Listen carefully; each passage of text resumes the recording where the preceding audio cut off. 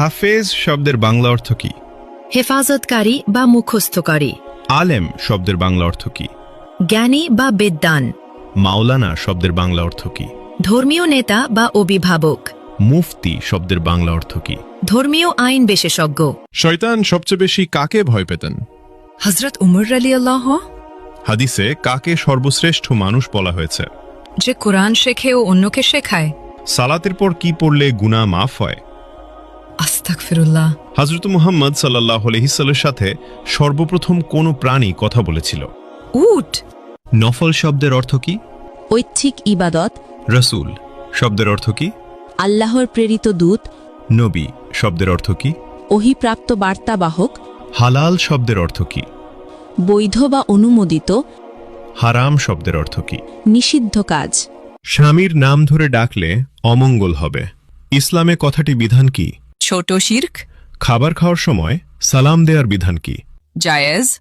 স্বামীর পায়ের নিচে স্ত্রীর বেহেশত, এটি কোন ধরনের হাদিস? জাল হাদিস। ইসলামে বিয়েতে উকিল বাপ রাখার বিধান কি? হারাম।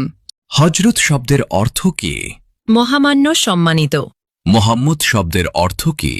প্রশংসনীয়। কিয়ামত শব্দের অর্থ কি? মহাবিচারের দিন। জন্ম শব্দের অর্থ কি? আগমন। মৃত্যু শব্দের অর্থ কি? সমাধি।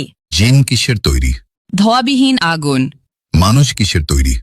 মাটির। ফেরেশতাগণ কিসের তৈরি? নূর।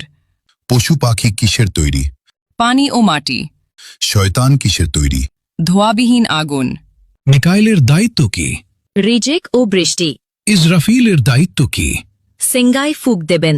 জিব্রাইলের কাজ কি? ওহি পৌঁছানো। আজরাইলের দায়িত্ব কি?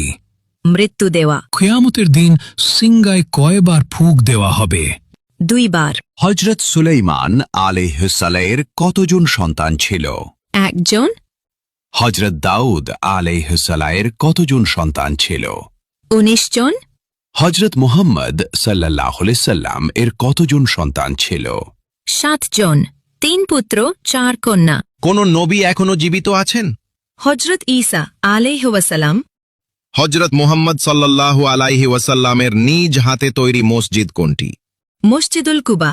কোন নবী সবচেয়ে বেশি দিন জীবিত ছিলেন? হযরত আদম আলাইহি ওয়াসাল্লাম। পবিত্র কুরআনের প্রথম শব্দ কোনটি? ইকরা। কোন নবীর নাম আল্লাহ নিজেই রেখেছেন? হযরত ঈসা আলাইহি ওয়াসাল্লাম। হজরত মুহাম্মদ সাল্লাল্লাহু আলাইহি ওয়াসাল্লামের জন্ম কত খ্রিস্টাব্দে? 570 খ্রিস্টাব্দে।